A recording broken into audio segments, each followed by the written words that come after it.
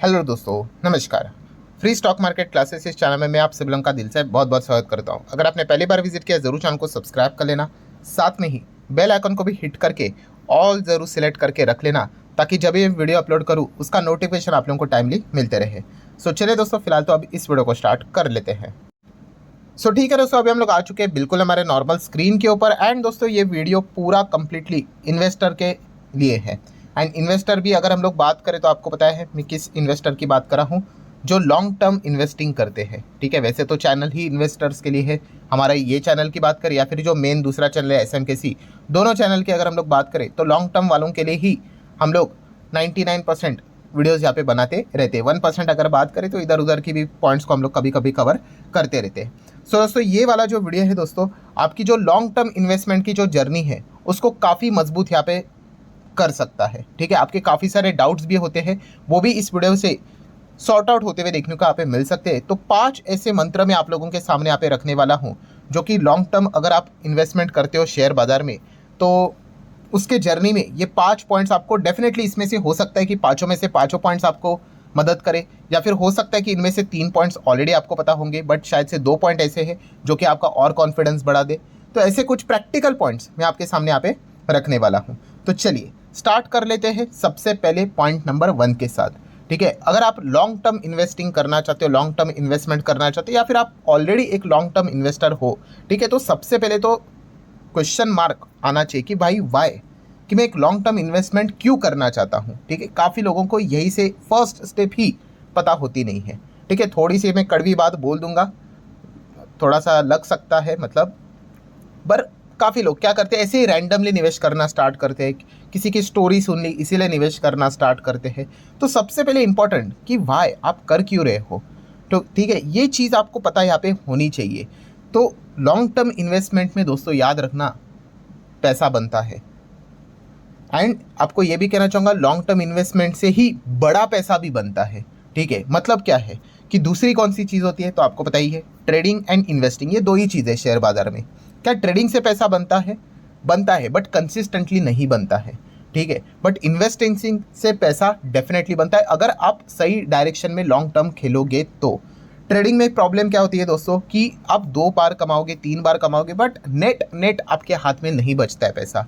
ठीक है, and FNO अगर आप करते होंगे तो फिर मतलब बैंड ही बज गए। ठीक है, सेबी के इतने सारे रिपोर्ट्स आते रहते हैं। ठीक है, सेबी ने बीच में एक और रिपोर्ट निकाल दी कि जो पैसा भी कमा रहे हैं उसमें सब इंस्टीट्यूशनल इन्वेस्टर है, कोई इंडिविजुअल हम लोग को ज़्यादा देखने को नहीं मिल रहे हैं। ठीक है, फिर भी आप देख सकते हैं यूट्यूब के ऊपर कितने लोग घूमते रहते हैं, इंडिविजुअली FNO की बातें करते रहते हैं। ठीक है, सो यही फैक्ट है कि अगर यहाँ पे आप मतलब, मैं वाई से रिलेटेड जवाब दे रहा हूँ कि आप लॉन्ग टर्म इन्वेस्टमेंट करना चाह रहे हो तो क्यों करना चाह रहे हो, तो उसके पीछे का रीज़न मेजरली यही है दोस्तों, कि लॉन्ग टर्म इन्वेस्टमेंट में पैसा बनता है और बड़ा पैसा भी बनता है। ठीक है, तो ये रीज़न है। ट्रेडिंग में बड़ा पैसा नहीं बनता है। ठीक है, ट्रेडिंग से पैसा अगर कमाना है तो इसके ऊपर भी मैंने एक पॉइंट आपको बताया था। एक्चुअल में लोग ट्रेडिंग से पैसा कैसे कमाते हैं, बड़ा कैपिटल लेके। जिसके पास बहुत बड़ा कैपिटल होगा वो क्या करता है, जैसे मैंने कहा था कि 1 करोड़ अगर उसके पास होगा तो क्या करेगा, 1 करोड़ से 1% अगर उसके रिटर्न बने वो प्रॉफिट बुक कर लेगा। ठीक है, उसके पैसे बन गए, 1 करोड़ का 1% निकाल कर देखो कितना होता है करके। एंड बहुत सारे लोग क्या मिस्टेक करते हैं यहाँ पे, तो चलो आपको बताता हूँ, 1 करोड़ का 1% कितना, 1 लाख होता है। ठीक है, तो बहुत सारे लोग क्या मिस्टेक यहाँ पे करते हैं कि छोटा कैपिटल मतलब 1000 रुपया लेके आएंगे या फिर 10,000 रुपया लेके आएंगे एंड एक्सपेक्ट करते हैं कि मैं उसको 1 लाख बना दूंगा। ठीक है, और वैसा होता है नहीं भाई। ठीक है, ट्रेडिंग ये उल्टा खेल है। आपके पास बड़ा कैपिटल चाहिए, बड़ा कैपिटल से छोटा परसेंटेज ले लेने का और निकल जाने का। और बहुत सारे लोग क्या करते हैं, छोटा कैपिटल से बड़ा सपना देखते हैं भाई, कि 10,000 कैसे तो 10 गुना हो जाएगा कभी ना कभी। वो कुछ तो बड़ी सडनली चीज़ें ऐसे कैंडल स्टिक बड़ी बन जाती है, वो एक एग्जांपल लेकर पूरे मतलब साल भर उसी का इंतज़ार करते रहते हैं। ठीक है, और पूरा कैपिटल को बर्बाद करते रहते हैं और बाद में लॉस के ऊपर लॉस, लॉस के ऊपर लॉस होता ही रहता है। So first conclusion is what, कि आपका वाई क्लियर होना चाहिए कि इन्वेस्टमेंट में क्यों आना चाहिए, लॉन्ग टर्म इन्वेस्टमेंट में क्यों आना चाहिए, क्योंकि यहाँ पे पैसा बनता है और बड़ा पैसा यहाँ पे बनता है, जो कि ट्रेडिंग में पॉसिबल नहीं है। देन अगर हम लोग बात करें दोस्तों पॉइंट नंबर 2 क्या है यहाँ पे, तो दोस्तों बड़े इन्वेस्टर, आपने देखा है जो बड़े इन्वेस्टर होते हैं वो भी यूजुअली लॉन्ग टर्म में ही अभी पैसा रखते हैं। ठीक है, जितने भी बड़े इन्वेस्टर, आप बड़े लोगों का नाम सुना होगा ना शेयर बाजार में, सब इन्वेस्टर है। ऐसा क्यों, तो दोस्तों वो भी एक ज़माने में ट्रेडिंग ही करते थे, बट सबसे बड़ा प्रॉब्लम क्या है पता है ट्रेडिंग से रिलेटेड, तो दोस्तों वो है टैक्सेशन। यस, आपको टैक्स देना पड़ता है भाई। इन्वेस्टमेंट में कैसा होता है कि जब आप बेचोगे तब आपको टैक्स देना है, ठीक है। अभी ट्रेडिंग में कैसा होता है, ट्रेडिंग का डेफिनेशन क्या है भाई, कि ट्रेडिंग ऐसा तो नहीं होता है ना कि आप बोलोगे कि मैंने 2020 में पोजीशन बनाई थी, मैं आज भी कैरी फॉरवर्ड करके लेके आ चुका हूँ, उसको ट्रेडिंग थोड़ी ना बोलते हैं। ट्रेडिंग होता है मैक्सिमम 1 साल, दैट्स इट, उसके ऊपर आप नहीं जा सकते हो। इन्वेस्टमेंट कैसे होती है, सालों साल, ठीक है। तो ट्रेडिंग में कैसा होता है, आज खरीदा आज बेचा तो इंट्राडे बोल देते हैं, आज खरीदा कल बेचा तो BTST जो रहता था उसको बोलते थे, आज खरीदा एक हफ्ते भर के अंदर बेच दिया, कभी स्विंग बोलते हैं, कभी पोजिशनल बोलते हैं, ठीक है। अलग अलग नाम है, अलग अलग प्रकार है ट्रेडिंग के। बट मैक्सिमम क्या होता है टाइम होरिजोन कि 1 साल के भीतर भीतर 365 डेज, ठीक है, उसी के भीतर भीतर जो भी होती है पोजीशन स्क्वायर ऑफ यहाँ पे हो जाती है, ठीक है। FNO की भी अगर हम लोग बात करें तो कॉन्ट्रैक्ट एक्सपायर हो जाते हैं, ठीक है। ऐसा तो नहीं होता ना कि 5 साल के बाद कॉन्ट्रैक्ट एक्सपायर होगा करके, बिल्कुल भी नहीं। तो होता क्या है कि जो भी आपकी पोजीशन रहेगी वो तभी के तभी स्क्वायर ऑफ होगी, प्रॉफिट बनेगा तभी का तभी बनेगा, तो चलो टैक्स भी आपको तभी का तभी निकालना है। एंड इसीलिए दोस्तों काफ़ी सारे जो बड़े प्लेयर्स है वो इन्वेस्टमेंट की ओर बढ़ते हैं, क्योंकि इन्वेस्टमेंट में अगर आपका पैसा बड़ा होता रह रहा है तो उसके ऊपर टैक्स नहीं आता है जब तक आप उसको ना बेचो, ठीक है। उसमें भी बहुत सारे आप प्लानिंग कर सकते हो, ठीक है। अगर आपका कोई पोजीशन लॉस में चला गया है तो वो एक साथ आप स्क्वायर ऑफ करके भी चीज़ों को सेट ऑफ कर सकते हो। तो इसीलिए दोस्तों ये एक टैक्स बेनिफिट भी यहाँ पे रहता है अगर आप स्मार्टली इस्तेमाल करो तो, ठीक है। तो ये भी एक बेनिफिट है। तो इसीलिए काफ़ी सारे लोग ज़्यादा क्या करते हैं, इन्वेस्टमेंट की ओर प्रेफर करना यहाँ पे पसंद यहाँ पे करते हैं। तो ये एक पॉइंट आप लोगों को पता है यहाँ पे होने चाहिए, एक बेनिफिट भी है। देन अगर हम लोग बात करें पॉइंट नंबर 3, बट उसके ऊपर जाने से पहले जरूर कहना चाहूँगा अगर आपको वीडियो हेल्पफुल लग रहा है तो जरूर लाइक कर देना, आपके लाइक के कारण मेरा भी मोटिवेशन बढ़ जाता है। So point number 3 is about what, general information. General information मतलब बेसिक्स। काफ़ी सारे लोगों के बेसिक्स वीक है, अभी उसमें उनका कोई दोष नहीं है, एक्चुअल में ये चीज़ें स्कूल में सिखानी चाहिए, ठीक है। बट ये चीज़ें स्कूल में तो सिखाते ही नहीं है और यही दिक्कत यहाँ पे हो जाती है, ठीक है। तो बेसिक की अगर हम लोग बात करें, कौन सी बेसिक की बात करते हो, मैंने इसके ऊपर एक वीडियो भी बनाया था, रूल ऑफ 72 करके।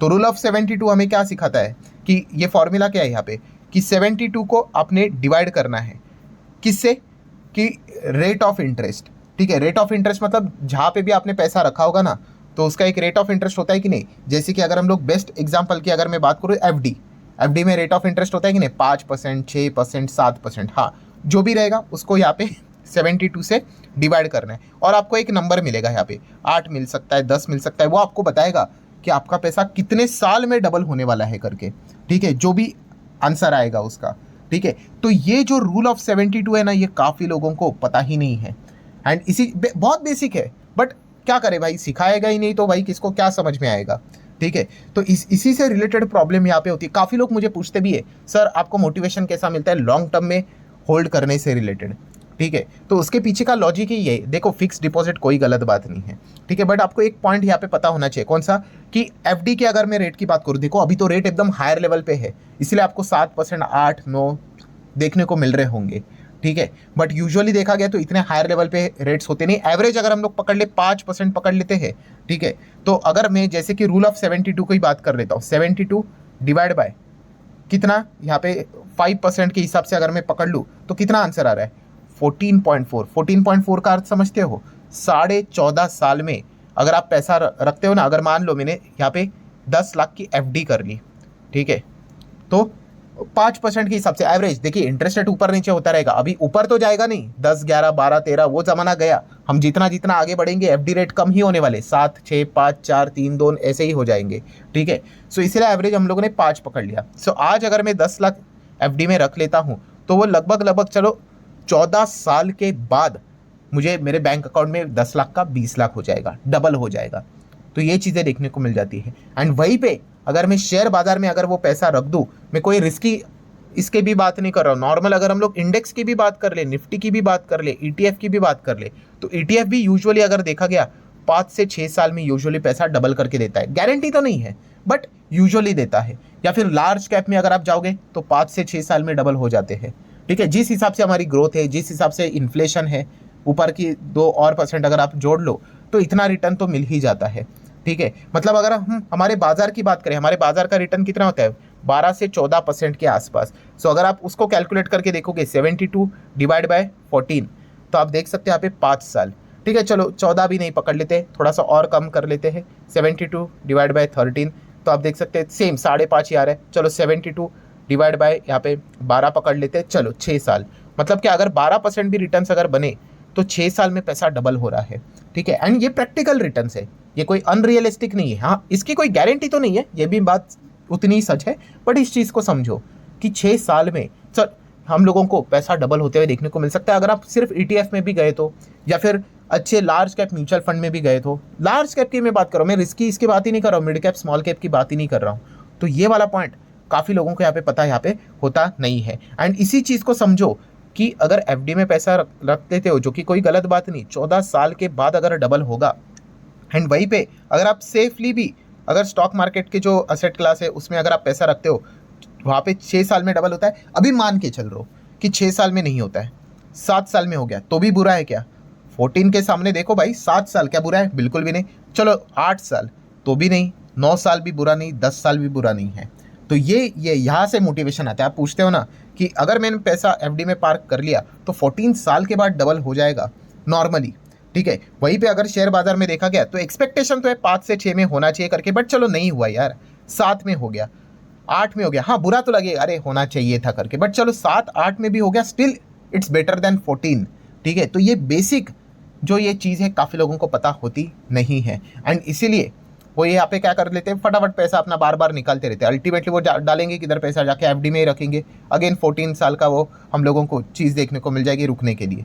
तो ये क्लैरिटी जब आपको प्रॉपरली आ जाती है तब आप प्रॉपरली लंबी अवधि की पारी खेल लेते हो, ये इसका बेनिफिट होता है। और मैंने टैक्स तो कैलकुलेट भी नहीं किया है, क्योंकि आप लॉन्ग टर्म वाला पैसा निकालोगे तब जाके टैक्स लगेगा। FD के ऊपर तो आपको हर इंटरेस्ट के ऊपर एक्रूअल बेसिस के हिसाब से टैक्स देना पड़ता है, वो तो पकड़ा ही नहीं मैंने, वरना और ज़्यादा आपके मतलब जो नेट रिटर्न्स है वो कम हो जाएंगे।